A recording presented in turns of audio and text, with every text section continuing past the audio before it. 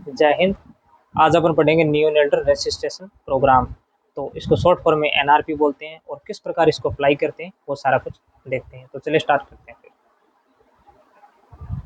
बात करते हैं एनआरपी, जिसको नियोनेटल रेसिस्टेशन प्रोग्राम, यानी नवजात को कैसे पुनर्जीवित करते हैं, ये एक प्रोग्राम चलाया गया है एनआरपी। ठीक है। तो एनआरपी होती है जिसके अंदर नियोनेटल रेसिस्टेशन प्रोग्राम, जो कि इनिशियली डिलीवरी, जैसे अभी डिलीवरी हुई है उसके बाद में अपन एनआरपी करते हैं। क्योंकि जैसे कोई बच्चा है, सीरियस है, सांस नहीं ले पा रहा है, चेस्ट उसकी इंडेवलिंग हो रही है, अंदर अंदर दसी जा रही है, तो उस कंडीशन में अपन क्या करते हैं, एनआरपी करते हैं। तो एनआरपी कैसे परफॉर्म की जाती है वो देखते हैं। फर्स्ट 1 मिनट, जो 1 मिनट होता है ना, वो एक गोल्डन मिनट होता है, मतलब गोल्डन 1 मिनट बोलते हैं उसको। उसी 1 मिनट के अंदर इनिशियली केयर देते हैं बच्चे को, और बच्चे को रिससिटेशन करते हैं ताकि बच्चा एक नॉर्मल कंडीशन में आ सके। इसलिए अपन 1 मिनट उसको ना एक गोल्डन मिनट के रूप में मतलब परिभाषित किया गया है। तो फर्स्ट अपन अपन किस में करते क्या है, फर्स्ट अपन जैसे ही बच्चे की डिलीवरी हुई, तो बच्चे की डिलीवरी होते अपन को चार जो पॉइंट है ना मुख्य, वो उसको जैसे गायनोकोलॉजिस्ट है, जैसे बच्चे को बच्चा हुआ है अभी, तो पीडियाट्रिशियन का ये रोल है कि फर्स्ट अपन अपन 4 पॉइंट पूछते हैं। उसमें कौन कौन से पॉइंट हैं। तो फर्स्ट जो पॉइंट है वो है नियोनेट प्री ट्रम और ट्रम्स, मतलब जो बच्चा हुआ है, नवजात हुआ है, वो मतलब समय पे डिलीवरी हुई है, समय से पहले हुई है। प्रीटर्म का मतलब क्या होता है, जो कि 37 वीक से जो लेस देन 37 वीक है वो एक प्रीटर्म्स है। और टर्म साइज का मतलब होता है 37 से 41 वीक तक का टाइम, है ना। और 42 वीक या 42 वीक से ज़्यादा का जो टाइम है ना, उसको बोलते हैं पोस्ट टर्म, है ना। इस प्रकार की जो डिलीवरी है। तो फर्स्ट अपन पूछते हैं कि जो बच्चा हुआ है वो समय पे हुआ है या समय से पहले हुआ है। फर्स्ट अपन का ये प्रश्न होना चाहिए।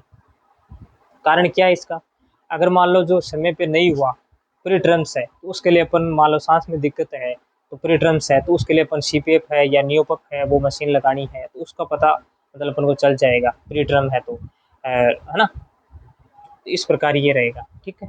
सेकंड जो है वो है एमनियोटिक लिकर, जिसका मतलब होता है एमनियोटिक फ्लूइड, मतलब ज़्यादा कम मात्रा में है या ज़्यादा मात्रा में है। जैसे ओलिगोहाइड्रोमनियोज है, इसके अंदर फ्लूइड है ना, उसकी क्वांटिटी है ना वो कम रहती है, फ्लूइड फ्लूइड होता है ना वो कम होता है। और पॉलीहाइड्रोमनियोज के अंदर फ्लूइड ज़्यादा रहता है ना। ओलिगो अंदर जैसे 400 ml से कम, और पॉलीहाइड्रोमनियोज के अंदर जैसे 2000 ml से ज़्यादा। ठीक है। तो इस कंडीशन में क्या क्या कंडीशन क्रिएट होती है वो देखते हैं। ठीक है। तो अब बात करते हैं थर्ड जो पॉइंट है, वो अपन अपन को जो पूछना चाहिए वो है मदर की हिस्ट्री।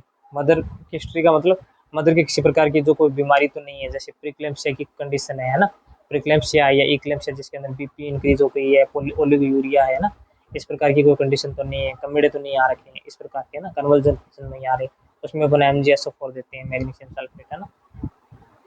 ठीक है। इस प्रकार तो अपन को मदर की हिस्ट्री पूछनी है, बेबी ट्रम्स है या प्री ट्रम्स है, या फिर तो थर्ड पॉइंट था वो अम्नियोटिक लिकर, जिसमें कोई पॉलीहाइड्रोमनियोज है या कोई मेकोनियम एस्पिरेट तो नहीं कर गया है, वो पूछना है। फोर्थ जो कंडीशन है वो है नॉर्मल डिलीवरी है या अब नॉर्मल है। ठीक है। सिजेरियन है या नॉर्मल है, या सिजेरियन फिर वैक्यूम डिलीवरी भी करवाते हैं ना, निर्वात में वो करवा के प्रेशर क्रिएट करके वो। ठीक है। तो वैक्यूम डिलीवरी, नॉर्मल डिलीवरी और सिजेरियन, जिसके अंदर LS CS लोअर सेगमेंट में कट लगाते हैं, और एक USCS जिसमें अपर सेगमेंट में कट लगाते हैं। एपिजियोटोमी भी करते हैं कुछ कंडीशन में, जिसमें क्या है कि हेड की जो साइज इंक्रीज हो, इसमें साइड में जो कट लगा के विजाइना साइड में, और फिर उसकी डिलीवरी करवाई जाती है यूट्रस में। तो इस प्रकार की जो डिलीवरी वो एपिजियोटोमी होती है। और जो सिजेरियन करवाते हैं उसके अंदर LSCS होता है, एक USCS अपर सेगमेंट में, लोअर सेगमेंट में कट लगाते हैं। ठीक है। तो इस प्रकार है। तो फर्स्ट अपन जो बात करते हैं अपन की, वो है बेबी की जो प्री प्री मैच्योर है या प्री टर्म्स, यानी 37 वीक से लेस देन 37 वीक है ना। तो इसमें क्या करते हैं, not respire properly then start Ambu. अगर मान लो प्री टर्म बच्चा है, उसको रेस्पिरेशन नहीं कर पा रहा है ना, है ना, उसकी रेस्पिरेशन में प्रॉब्लम है, तो एम्बू करते हैं। अब नाम सुना होगा काफी बार, एम्बू करते हैं। तो एम्बू का मतलब क्या होता है, एम्बू का मतलब होता है airway manual breathing unit. Manual करते हैं उसको, एयरवे को मेंटेन करते हैं, है ना। तो इस प्रकार यूनिट यानी सब पार्ट को मिलाकर उसके अंदर इंडेबलिंग होता है, एक्सट्रेबलिंग होता है ना, उसमें फिर वो सिलिकॉन का बना होता है, उसको अपन ऊपर से जो पॉपअप वाल भी होता है, जिसके वो अपन को प्रेस करके फिर उसको ऑक्सीजन प्रोवाइड की जाती है ना, मैनुअल ऑक्सीजन। इस प्रकार उसको एम्बू बोलते हैं। अलग अलग जैसे प्री ट्रम है उसमें 250, फिर थोड़ा सा वो ट्रम्स पे उसमें 500 और ज़्यादा, फिर थोड़ा सा ना उसमें 750 की कैपेसिटी उसकी होती है, और 100 प्रेशर से कम करते हैं उसको। तो देखते हैं, अब बात करते हैं एम्बू। तो एम्बू का मतलब होता है एयरवे मैनुअल ब्रीथिंग यूनिट, मतलब मैनुअल ब्रीथिंग यूनिट है। प्री मैच्योर की बात करें तो 250 ml में लेते हैं, ठीक है। 250 कैपेसिटी होती है उसकी, प्रेशर जो प्रेशर लगता है वो, और ट्रम्स है उसमें 500 और अडल्ट है उसमें 750। बात करते हैं प्रेशर की तो लेस देन 100 होता है प्रेशर, जो रखना होता है वो होता है लेस देन 100, ठीक है, एम्बू के अंदर। और जैसे जैसे जिस जिस प्रकार की कंडीशन, जैसे ट्रम्स है, प्री ट्रम्स है या फिर अडल्ट है, तो उसमें किस प्रकार का एम्बू लेना है वो यूज लेते हैं। प्रेशर हमेशा 100 से कम रखना है। Then start NRP. अब मान लो कोई बच्चा प्री ट्रम्स है तो उसमें एनआरपी स्टार्ट कर देंगे, यानी नियोनेटल रेसिस्टेशन प्रोग्राम। टू लिनर जो चादर होती है वो 2 चादर यूज लेते हैं। एक होता है प्री वॉर्म, यानी पहले से उसको वार्म करके रखते हैं। First upon hand washing, first upon अपन क्या करते हैं, हैंड वॉश करते हैं। जो हैंड वॉश के 6 स्टेप है वो हैंड वॉश है, जिसके अंदर अपन क्या क्या यूज लेते हैं, ट्रिक हैंड वॉश की, हैंड वॉश की इजी वे में। इसके अंदर होता है सुमन, सुमन की है ना। एस फॉर सीधा, यू फॉर उल्टा लेते हैं, फिर एम फॉर मुट्ठी लेते हैं। मुट्ठी को जैसे हैंड वॉश में यूज लेते हैं। फिर एक ए फॉर अंगूठा होता है, एन फॉर नेल्स, और फिर हैंड जो कलाई होता है ना उसको यूज लेते हैं सुमन केयर। तो इस प्रकार के सुमन केयर का जो ट्रिक है ना, उससे अपन हैंड वॉश के जो 6 स्टेप है ना वो याद रखते हैं, है ना। सुमन केयर का मतलब एस फॉर क्या आता है, सीधा, है ना, जैसे हाथों का ऐसे सीधा, फिर बैक साइड का, फिर मुट्ठी ऐसे, फिर नेल्स ऐसे, है ना, फिर इसमें अंगूठा ऐसे, ठीक है, और फिर कलाई का यूज लेते हैं। तो इस प्रकार 6 स्टेप यूज लेते हैं हैंड वॉशिंग। ये हैंड वॉशिंग कब करनी है, जो बच्चा अपने आने से पहले, और फिर ग्लव्स पहनने हैं, और ग्लव्स पहन के फिर 2 नीला लेके चादर और प्री वार्म करके फिर बच्चे को अपन को लेना है, उसको क्लीन करना है। तो फिर देखते हैं, ठीक है। अब बात करते हैं उसमें फर्स्ट अपन ग्लव्स का यूज करना है। Use before this procedure, procedure से पहले ग्लव्स का यूज करता है। फर्स्ट जो है ना वो नियोनेट क्लीन करना है। बच्चा आया अपने पास तो फर्स्ट अपन का काम क्या है कि स्टरलाइज होने चाहिए सारे, और हाथ है ना उसको ग्लव्स पहने हुए होने चाहिए। तो बच्चे को नियोनेट्स को या नवजात को क्लीन करना है। सेकंड है इफ म्यूकस, अगर म्यूकस है बच्चे के अंदर तो म्यूकस के अंदर म्यूकस सक्सर मशीन होती है वो लगा के फिर सक्सनिंग करनी है उसकी, है ना। सक्सनिंग फर्स्ट ओरल, हमेशा ध्यान रखना जो सक्सनिंग करते हो ना तो उस टाइम फर्स्ट अपन ओरल सक्सनिंग करेंगे, वो भी कितना 5 सेंटीमीटर, 5 सेंटीमीटर से ज़्यादा नहीं होना चाहिए। 5 सेंटीमीटर नॉट मोर, यानी 5 सेंटीमीटर से ज़्यादा नहीं होने चाहिए। कारण क्या है, अब ये सुनते तो बहुत जगह है 5 सेंटीमीटर, पर 5 सेंटीमीटर से ज़्यादा हो गया तो क्या करेंगे। तो if because 5 centimetre, if more than 5 centimetre then post pharyngeal जो नर्व होती हैं वो स्टिमुलेट हो जाती हैं, देन हार्ट रेट इंक्रीज। जो फेरेंजियल नर्व होती हैं, है ना, क्रेनियल नर्व होती है, फिर पोस्ट फेरेंजियल, उसमें अपन क्या है उसको स्टिमुलेट कर देंगे 5 से ज़्यादा करेंगे तो, और फिर क्या होगी वो हार्ट रेट है ना उसको इंक्रीज करवा देगा, और टेक्कीकार्डिया करवा देगा। क्या करवा देगा, टेक्कीकार्डिया, ठीक है। सेकंड वो है ठीक है, स्टिमुलेट करवाएंगे देन रेट इंक्रीज होता है। सेकंड वो है आफ्टर नेजल 2 सेंटीमीटर, जो नेजल का अपन सिक्रेशन कर सक्शन करेंगे वो करेंगे 2 सेंटीमीटर से, 2 सेंटीमीटर से ज़्यादा नहीं करेंगे, क्योंकि अगर 2 सेंटीमीटर से ज़्यादा होगा तो if more than 2 centimetre then bradycardia आकर हार्ट रेट है ना वो गिरवा दें। क्यों, इसमें गिरवाने का क्या है, इसमें अगर जो वेगस नर्व है ना, वेगस जो क्रेनियल नर्व 10 नंबर है, सीएन नंबर कितनी है 10, उसको स्टिमुलेट करेंगे। हमेशा ध्यान रखना जो वेगस नर्व है ना वो किस पे काम करती है, वो होती है पैरासिम्पैथेटिक सिस्टम पे, जिसके अंदर बॉडी रिलैक्स करती है, सिक्रेशन बनाती है ना। एक होती है सिंपैथेटिक सिस्टम जिसमें बॉडी क्या है कि ऑटोनोमिक नर्वस सिस्टम का पार्ट है ये, एक होता है सिंपैथेटिक, एक होता है पैरासिम्पैथेटिक सिस्टम। तो सिंपैथेटिक सिस्टम की बात करें तो उसमें एक्टिविटी है ना, हार्ट रेट वगैरह और सारी है ना इसमें इंक्रीज रहेंगी, यानी मतलब इसके अंदर एक्टिविटी ज़्यादा करेगा। और जो पैरासिम्पैथेटिक सिस्टम है ना इसके अंदर बॉडी रिलैक्स होगी, है ना, और सिक्रेशन भी बॉडी के अंदर निकलेंगे। तो एक होता है पैरासिम्पैथेटिक और एक होता है सिंपैथेटिक सिस्टम। तो इस प्रकार अपन जो नेजल सेक्रेशन करेंगे तो सिंपैथेटिक सिस्टम है ना, पैरासिम्पैथेटिक उसको एक्टिवेट करेंगे, और पैरासिम्पैथेटिक सिस्टम जैसे जैसे एक्टिवेट होगा ना तो हमेशा ध्यान रखना बॉडी की जो हार्ट रेट है ना वो डाउन जाएगी, जिसको अपन ब्रेडिकार्डिया बोलते हैं, ठीक है। ये है। अब बात करते हैं इसके अंदर फर्स्ट अपन जो बच्चे को अपन ने क्लीन किया, तो वो जो क्लीन करा किया था उसके में 2 लेनर की बात करी थी, तो फर्स्ट लेनर से बच्चे को क्लीन किया, सेकंड जो है ना वो वार्मर के नीचे रखेंगे, ये वार्मर है, ठीक है। Always first oral after nasal because aspirate problem, aspirate भी कर सकता है। कुछ कुछ कंडीशन में अपन बोलते हैं निगल जाता है। एस्पिरेशन एस्पिरेशन मत समझो आप, निगलने का समझो। बच्चा क्या है उसको निगल लेता है उस सिक्रेशन को, और निगल के फेफड़े में चला जाएगा, फिर क्या आगे फेफड़े में गैस एक्सचेंज नहीं होगा और वो हाइड्रेट वगैरह सेचुरेशन बोलते हैं ना अपन। सेचुरेशन का मतलब क्या होता है भी, सेचुरेशन का मतलब क्या होता है, ऑक्सीजन होती है। तो ऑक्सीजन क्या है कि धीरे धीरे जैसे जैसे खून में नीचे आएगी, इसमें हाइपोक्सिक होगा, फिर साइनोसिस, फिर गैंग्रीन और नेक्रोसिस, सारी कंडीशन हो जाएगी, लेकिन वो बॉडी अप्लाई होती है। ठीक है, इस प्रकार होता है। तो एस्पिरेट कर जाएगा उसमें, ये वार्मर है। यहाँ पे अलग अलग मोड होते हैं। तो फर्स्ट अपन जो होता है वो होता है मैनुअल मोड। एक होता है मैनुअल मोड, तो बच्चा आने से पहले उसको अपन क्या करेंगे, मैनुअल मोड पे रखेंगे।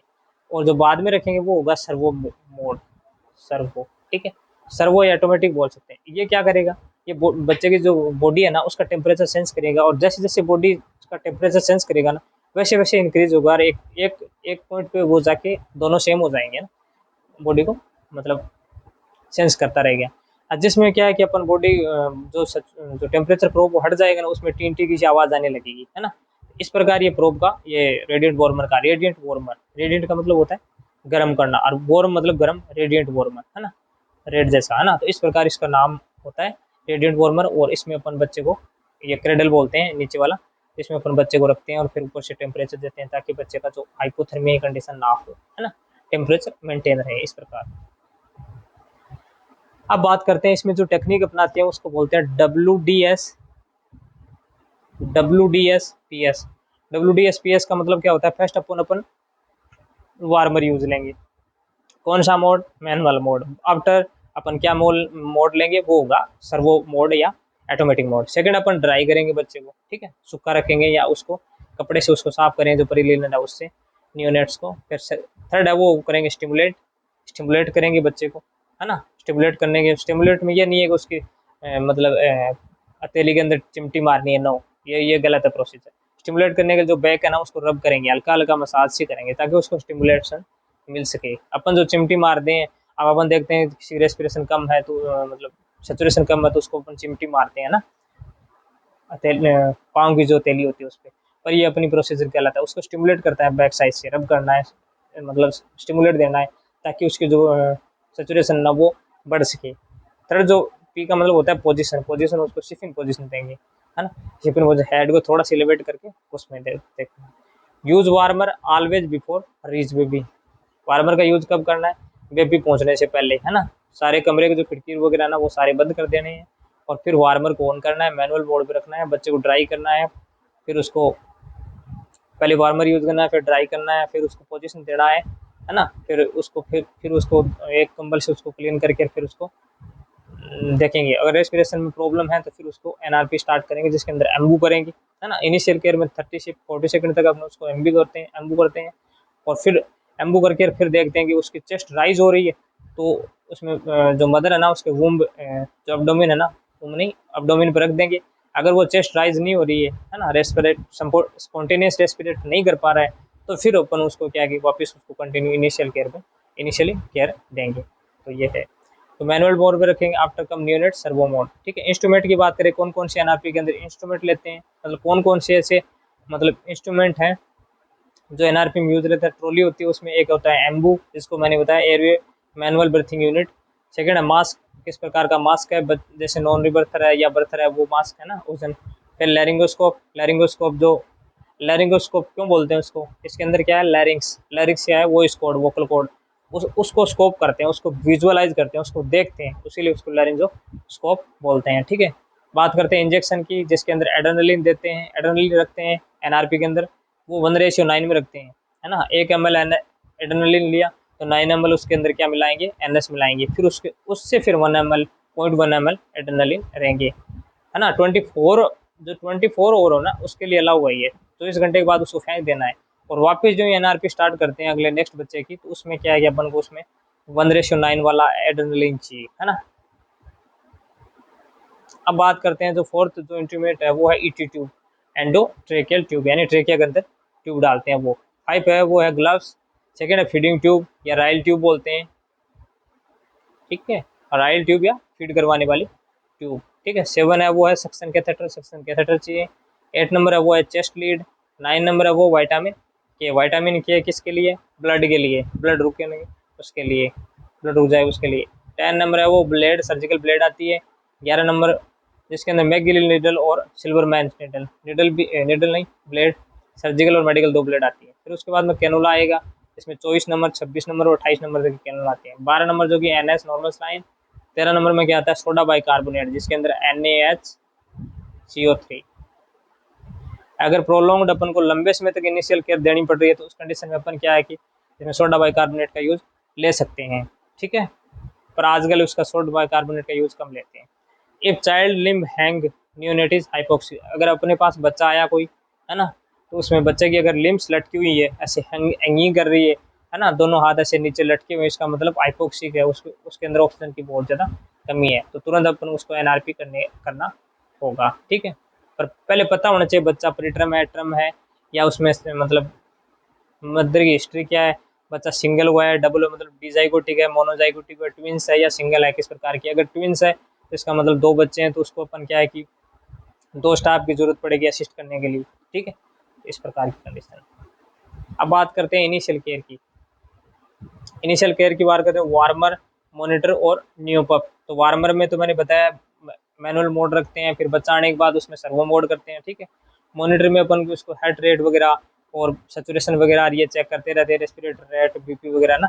न्यूपप में क्या करते हैं, वेंटिलेट करते हैं। न्यूपप और CPAP में ये डिफरेंस है, इसमें क्या है कि वेंटिलेट कर सकते हैं, इसके अंदर CPAP में अपन क्या देखते हैं, CPAP का अंदर अपन देखते हैं क्या, पीप देखते हैं, पॉजिटिव प्रेशर, है ना, पॉजिटिव, है ना, इनिशियल प्रेशर वो देखते हैं। और जो CPAP में तो है ना पॉजिटिव एयर प्रेशर देते हैं, लेकिन उसमें क्या है कि जो न्यूपप मशीन है ना, उसके अंदर वेंटिलेट भी कर सकते हैं, उसके अंदर, ठीक है, उसके अंदर वेंटिलेट करते हैं, तभी अपन क्या है कि न्यूपप मशीन भी यूज लेते हैं, है ना। तो इस प्रकार है न्यूपप और CPAP में difference. Neopuff use like ventilator but CPAP is continuous positive airway pressure. Continuous CPAP का मतलब होता है कंटिन्यूस पॉजिटिव एयरवे प्रेशर देता है, लेकिन इसमें जो न्यूपप है वो वेंटिलेट भी कर सकते हैं। वेंटिलेटर की जरूरत नहीं होती अगर अपने पास न्यूपप मशीन है। न्यूपप होती है ना, तो उसमें अपन क्या है कि वेंटिलेटर की जरूरत नहीं पड़ती। उसमें क्या है कि उसमें अपन जो वेंटिलेटर के बच्चे को वेंटिलेट कर सकते हैं, उसको वेंटिलेटर का मतलब मैनुअल एयर प्रोवाइड कर सकते हैं, वो भी ह्यूमिडिफायर के थ्रू, है ना। और CPAP में कंटिन्यू पॉजिटिव प्रेशर देते हैं, पीप देते हैं इसके अंदर, ठीक है। न्यूनेट्स की बात करते हैं, ऑलवेज ऑक्सीजन 30 से 40%, यानी एक बच्चा है अगर अपन उसको मतलब 100% ऑक्सीजन देने की कोशिश करते हैं, नो। ऑक्सीजन क्या है, एक मेडिसिन है, जितना ज़्यादा दोगे उससे उसमें ब्रेन में, आइज में रुइए इसमें दिक्कत होगी। 100% oxygen can cause eyes head problem, eyes problem. Terms में भी not provide O2 only room air. जो बच्चा इसमें क्या है कि जो प्री टर्म्स जो बच्चे ने 37 वीक्स कंप्लीट नहीं करे, समय से पहले हुई है, उसमें तो ऑक्सीजन मतलब देते हैं, है ना, जैसे 30 से 40%। पर अगर बच्चा टर्म्स है 37 से 41 वीक के बीच का है, तो उसमें अपन रूम जो एयर है ना, रूम एयर, उस पर ही उसको रिससिटेशन करते हैं, है ना। उसमें अपन को किसी प्रकार की ऑक्सीजन का यूज नहीं ले सकते हैं जहाँ तक उसकी कंडीशन मतलब स्पॉन्टेनियस करने की है, ठीक है। इफ सिंगल टोन डिलीवरी या ट्विन है, इफ इवन देयर 2 स्टाफ, है ना, अगर डिलीवरी ट्विन हुई है उसमें 2 स्टाफ की जरूरत पड़ेगी, है ना, रिससिटेशन करने के लिए। अगर सिंगल डिलीवरी है तो उसमें अपन 2 स्टाफ की जरूरत या रिक्वायरमेंट नहीं रहेगी, ठीक है। एमनियोटिक फ्लूइड की बात करें तो लेस है, मैंने बताया एमनियोटिक फ्लूइड 400 ml से कम है, तो उसमें अपन क्या करेंगे, ओलिगोहाइड्रोमनियस की कंडीशन बोलते हैं। ओलिगो मतलब कम, तो कोज क्या करेगा, हाइपरप्लास्टिक लंग्स है ना, वो हाइपरप्लास्टिक लंग्स होंगे, पूरा उसको मतलब हाइपरप्लास्टिक मतलब उसमें पूरा कोलेप्स और वो एटेलेक्टिस कोलेप्स और कॉन्स्ट्रक्शन है ना, वो नहीं हो पाएगा, हाइपोप्लास्टिक लंग होगा। लंग्स रिनल एनोमलीज, लंग्स में रिनल एनोमलीज, किडनी संबंधी प्रॉब्लम है ना, वो हो गई, एनोमली हो गई, है ना। और पॉलीहाइड्रोमनियोज की बात करें, पॉली का मतलब ज़्यादा, 2000 ml से फ्लूइड ज़्यादा, मतलब एमनियोटिक, है ना, फ्लूइड ज़्यादा, तो उसके अंदर अपन क्या करेंगे, एसोफेजियल एट्रेसिया, एसोफेगस में अब नॉर्मल मतलब ओपनिंग अब नॉर्मल क्लोजर मिलेगा, है ना, atresia. Spinal cord defect, spinal cord है ना, उसमें डिफेक्ट मिलेगा, है ना, स्पाइनल कोड डिफेक्ट और एसोफेजियल एट्रेसिया टाइप का अब नॉर्मल क्लोजर मिलेगा, है ना। ऑलवेज सैचुरेशन प्रोब, हमेशा ध्यान रखना, जो सैचुरेशन प्रोब लगाते हैं ना, वो लेफ्ट में लगा दिया, पैर में लगा दिया, हाँ लगाओ, पर हमेशा ध्यान रखना उसको राइट साइड में ही लगाना है, क्योंकि प्रीडक्टल सैचुरेशन ही मिलेगी, प्रीडक्टल सैचुरेशन ही ब्रेन को जाएगी और वो अपन को एग्जैक्ट मिलेगी। अब लेफ्ट में लगा दिया, प्रीडक्टल कंडीशन है, वहाँ से वैसे भी पीडीए हो रखा है, पीडीए कंडीशन क्रिएट है बच्चे के अंदर, तो उसमें क्या होगा, उसमें अपन को जो एग्जैक्ट सेचुरेशन मिलनी चाहिए वो नहीं मिलेगी। तो हमेशा ध्यान रखना, प्री डक्टल सेचुरेशन हमेशा राइट साइड मिलेगी, तो राइट हैंड या राइट लेग है ना वो ही यूज करना है सेचुरेशन प्रोब लगाने में, ठीक है। अब बात करते हैं ईटी की साइज का। अब बहुत सारों को पता नहीं होता कितनी नंबर की ईटी कब लगानी है और किस कंडीशन में कौन सी ईटी चाहिएगी, तो उसकी बात करें तो बात करते हैं ईटी की साइज की। अगर लेस देन 1 kg बच्चे का वजन के अनुसार ही ईटी यूज होगी। अगर लेस देन 1 किलो से कम है, कोई बच्चे का 600 ग्राम है, 800 ग्राम है, यानी 1000 ग्राम से कम है, तो उसमें पर 2.5 नंबर की यूटी जो है ना एंडोट्रेकल ट्यूब वो लोग यूज लेंगे। 1 नंबर से 1 किलो से 2 किलो का जो बच्चा है उसमें 3 नंबर की ईटी। जो 1 किलो और 2 किलो के जो बीच का बच्चा है ना उसमें 3 नंबर की जो ईटी है ना एंडोट्रेकल ट्यूब वो यूज लेंगे। 2 से जो 3 किलो का जो होगा ना उसमें 3.5 नंबर की ईटी है ना वो यूज लेंगे। और जो 3 किलो का है ना, 3 से ज़्यादा उसमें 4 नंबर की ईटी यूज लेंगे। 3 किलो से ज़्यादा या 3 किलो है तो उसमें 4 नंबर की ईटी यूज लेंगे। अब बात ईटी की तो आ गई, लेकिन अपन उसको मतलब ट्यूब को उसको इंसर्ट करवा किस प्रकार करेंगे। तो वोकल कोड की गाइडलाइन की एक लाइन बनी होती है यहाँ पे, ये देखो, ये ब्लैक कलर की जो है ना, ये इसको बोलते हैं वोकल कोड गाइड। क्या बोलते हैं उसको? Vocal cord guide. तो vocal cord guide then insert, इस तक अपन को इंसर्ट करवाना है, ठीक है। एंड अपर साइज, ऊपर का क्या रखेंगे, कहाँ तक उसको अपन को फिक्सर से फिक्स करना है। तो अपर साइज की बात करते हैं, हमेशा ध्यान रखना जो 6 होता है ना, 6 तो ध्यान में रखो। और वेट कितना है, जैसे 2 किलो का वेट है तो 2 जोड़ दो, एड तक फिक्स कर दो, ठीक है। अगर मान लो 6 प्लस किसी का वेट 3 किलो है तो इसको 9 तक फिक्स कर दो। अगर 1 किलो है तो 7 तक फिक्स कर दो। इस प्रकार इसमें वेट के अंदर जो 6 है ना उसके अंदर वेट का जो आंकड़ा है ना वो ऐड करते रहेंगे वहाँ से यहाँ, जैसे इसको यहाँ तक फिक्स करना ना तो ऐड तक फिक्स कर दिया, वहाँ से फिर माइक्रो फिक्सर लगा दी, इस प्रकार। अब बात करते हैं लैरिंजोस्कोपी ब्लेड किस प्रकार यूज लेते हैं। ट्रम्स जो बेबी है उसमें 1 नंबर की ब्लेड लेते हैं। जो ट्रम्स बेबी है 37 वीक से 41 वीक का टाइम है उसमें 1 नंबर की ब्लेड। और जो प्री ट्रम्स हैं उसमें 0 नंबर की। और वेरी जो प्री ट्रम है उसमें 00, हमेशा ध्यान रखना, वेरी प्री ट्रम में 00। ट्रम्स हैं, प्री ट्रम्स है उसमें 0 नंबर, और ट्रम्स बेबी हैं उनमें 1 नंबर ब्लेड यूज लेंगे। ब्लेड ये लैरिंजोस्कोपी जो ब्लेड है ना वो यूज लेंगे। ईटी का मैंने बता ही दिया, 1 किलो से कम है तो कितने नंबर की, 2 नंबर की है ना, 2.5 नंबर की लेंगे। 1 से 2 नंबर है तो उसमें 3 नंबर है ना, 2 से 3 है उसमें 3.5, और 3 से है उसमें 4 नंबर ईटी यूज लेंगे। अब बात करते हैं इनिशियल केयर की। तो इनिशियल केयर 30 से 40 सेकंड की होती है। न्यूनेट्स नॉट रेस्पायरेशन, अगर न्यूनेट रेस्पायर नहीं कर पा रहा है प्रॉपरली देन स्टार्ट एम्बू, उस कंडीशन में एम्बू स्टार्ट करते हैं। तो एम्बू किस प्रकार करते हैं, तो सिक्वीज 2-3 सिक्वीज 2-3 सिक्वीज 2-3, इस प्रकार 5 साइकिल करनी है अपन को। जो जो बेबी है न्यूनेट से उसके हेड एंड पे खड़ा होना है। सी शेप से उसको जो एम्बू है ना उसका जो नीचे का जो कवर करना है मुंह को सी शेप से, सी टाइप से, और शिपिन पोजीशन में हेड को थोड़ा सिलेवेट करके। और फिर अपन को सिक्वेज 2-3 ऐसे अपन को उसको एम्बू करना है। 5 साइकिल करनी है शिपिन पोजीशन में, हेड एंड पे एम्बू, माउथ कंप्लीट कवर करके। और फिर पॉपअप वाल का ध्यान रखना है, उसको लूज रखना है। और फिर अपन को चेस्ट राइज करनी है ना, उसको सिक्वेज 2-3 या ब्रिथ 2-3 ऐसे 5 साइकिल करनी है। और not if not chest rise, अगर फिर भी करते हैं, अगर चेस्ट बच्चे की राइज नहीं हो रही है, then start Ambu, then not start chest rise. फिर भी चेस्ट राइज नहीं हो तो अपन को एमआर सोपा यूज लेना है। अब ये एमआर सोपा क्या है, एमआर सोपा की बात करें, मास्क जो लगा रखा है उसको एडजस्टमेंट करना है, यानी किसी प्रकार की गड़बड़ी हुई है हमसे उसमें, आर को पोजीशन है उसको रिपोजिशन करते हैं, एस को सक्शन करते हैं। अगर उसमें किसी प्रकार की फिर भी गड़बड़ी हो तो सक्शन करते हैं ताकि उसका सिक्रेशन ले सकें। और फिर उसका चेस्ट राइज हो सके। ओ को ओपन माउथ को ओपन करना है। पी को प्रेशर इंक्रीज प्रेशर करना है। ए को अल्टरनेट एयरवे को अल्टरनेट करना है। तो इस प्रकार अपन एमआर सोपा जो मतलब उसमें अपन क्या है कि एम्बू दे रहे हैं, सिक्वेज 2-3 कर रहे हैं, ब्रिथ 2-3 कर रहे हैं, फिर भी चेस्ट राइज नहीं हो रही, तो उसमें अपन एमआर सोपा यूज लेंगे। एमआर सोपा मतलब मास्क का एडजस्टमेंट करेंगे, रिपोजिशन करेंगे, सक्शन करेंगे, माउथ ओपन माउथ करेंगे, इंक्रीज प्रेशर और अल्टरनेट एयरवे, इस प्रकार ये है एम्बू, है ना। यहाँ से माउथ बेबी के माउथ को क्लोज करना, ये नियोपप वाल है, या इंडेवलिंग होता है, या मतलब एक एक मतलब वन वे में एयर आ रही है ना, यहाँ के बेबी को प्रोवाइड हो रही है, यहाँ से एक्सपिरेटरी हो रही है, यहाँ इंस्पिरेटरी हो रही है, इस प्रकार है ना। ये नियोपोपाल जैसे जैसे प्रेशर करेंगे यहाँ से वाल ऊपर होता रहेगा इस प्रकार, है ना। इसमें सीक्वेंस 2 3 यहाँ से उनको कंप्रेस करना है, ठीक है, इस प्रकार है ना। सीक्वेंस 2 3 या ब्रिथ 2 3 इस प्रकार अपन को इसको अनडू करना है। उसके बाद में नेक्स्ट जो सीन है ना वो पॉइंट हार्ट रेट, फिर भी अपन को सक्शन करते हैं, ये एम्बू कर रहे हैं, सक्शन कर रहे हैं ना, फिर भी उसकी चेस्ट राइज नहीं हो रही, तो सेकंड जो अपना पॉइंट रहेगा वो रहेगा हार्ट रेट। हार्ट रेट को ध्यान रखना है। If heart rate less than 100, अगर हार्ट रेट लेस देन 100 है तो बेगन मास है ना, जो एम्बू मास है उसको यूज रहते रहेंगे, उसको एम्बू करते रहेंगे।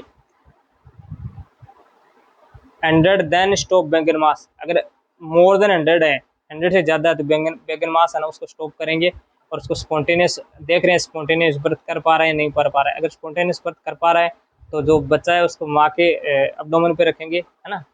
अगर अगर लेस देन 60 है, तो 1 मिनट चेस्ट कंप्रेशन है। अगर लेस देन 60 हार्ट रेट है तो उसके अंदर अपन 1 मिनट चेस्ट कंप्रेशन करेंगे, है ना, CPR टाइप का चेस्ट कंप्रेस करेंगे, ठीक है। दोनों हाथों से फिर जो अपनी जो निपल की जो मिड लाइन है उससे थोड़ा सा नीचे फिर अपन उसको मतलब चेस्ट करेंगे, कंप्रेस करेंगे। गिव द एड्रेनलिन, फिर भी नहीं हो रही तो फिर में अपन क्या करें, एड्रेनलिन जो इंजेक्शन है ना, उसको देंगे 0.1 ml के जी वेट के हिसाब से, है ना, वेट के हिसाब से 0.1, और प्लस करेंगे, वरना तो वो कैथेटर में रह जाएगा, उसमें इंजेक्शन उसमें रह जाएगा, है ना। इसलिए उसको ऊपर को प्लस करना है ताकि वो पूरा उसका इफेक्ट बच्चे के अंदर जा सके। इस प्रकार है 100 है तो इसके अंदर अपन को कुछ करने की जरूरत नहीं है, मतलब एम्बू करते करते माँ के पास बच्चे को कीप रखेंगे अब्डोमन पे। अगर 100 से कम है दैन बेगन स्टार्ट रखेंगे। अगर मान लो 60 से कम है तो 1 मिनट है ना उसको चेस्ट कंप्रेशन करें, फिर भी नहीं आ रही है तो फिर अपन उसको क्या करेंगे, 0.1 ml है ना पर kg के हिसाब से उसको एड्रेनलिन प्रोवाइड इंजेक्शन करवाएंगे, देंगे। If baby chest rise respiration spontaneous then keep on mother abdomen, अगर स्पॉन्टेनियस रेस्पिरेशन बच्चा कर पा रहा है तो मदर को जो बेबी है न्यूनेट्स है उसको माँ के एब्डोमेन पर रखेंगे। If start seizure then not keep on abdomen, अगर सीजर आ रहे हैं बच्चे को तो उस टाइम अपन क्या है कि माँ के एब्डोमेन पे नहीं रखेंगे, ठीक है। इस प्रकार है ये, इसको बोलते हैं इनिशियल केयर। इनिशियल केयर में जो बच्चा है ना उसको इनिशियल केयर देते रहेंगे। अगर उसको स्पॉन्टेनियस रेस्पिरेशन कर जाए तो माँ के पेट पे या एब्डोमेन पे रखेंगे, और उसमें ऑब्जर्वेशनल स्टेज आती है, ऑब्जर्व करेंगे, उसके आकलन करेंगे। वो कितने की होती है, 2 घंटे तक का ऑब्जर्वेशन स्टेज चलती रहती है। तो उसमें ऑब्जर्वेशन में क्या करते हैं, मॉनिटर वाइटल। वाइटल में क्या है, heart rate, respiration, pulse, saturation, है ना। तो इस प्रकार अपन उसको मॉनिटर वाइटल करेंगे। सेकंड है मॉनिटर शुगर, उसका जो RBS है ना, रैंडम ब्लड शुगर, वो चेक करते रहेंगे। थर्ड है वो है कोड क्लैम्प, जो कोड है ना उसको क्लैम्प करेंगे और कट कर देंगे। और जो थर्ड पॉइंट है ना, वो टेम्परेचर है वो देखेंगे 33.5 सेंटीग्रेड है, 33.5 सेंटीग्रेड जो टेम्परेचर है ना वो उसका वो भी देखें। तो मॉनिटर वाइटल के अंदर मॉनिटर शुगर करेंगे, कोड क्लैम्प करेंगे, और उसके अंदर जो 33.5 सेंटीग्रेड है ना वो टेम्परेचर देखेंगे। If neonate also note response, फिर भी मतलब एड्रेनलिन दे दिया अपन ने, फिर भी जब फिर भी उस कंडीशन में भी अगर बच्चा मतलब स्पॉन्टेनियस रेस्पिरेशन ना करे तो इंटूबेट करेंगे। इंटूबेट करेंगे, देखेंगे उसमें किसी प्रकार का न्यूमोथोरिक्स तो नहीं है, हाइपोवोलेमिक तो नहीं है। अगर हाइपोवोलेमिक है तो इसमें अपन क्या करेंगे, NS का जो बोलस है ना वो बच्चे को देंगे, NS बोलस देंगे, क्योंकि वॉल्यूम है ना वो हाइपो है यानी कम है, हाइपोवोलेमिक मतलब वॉल्यूम कम है। इस प्रकार अपन NS का बोलस फीड देंगे।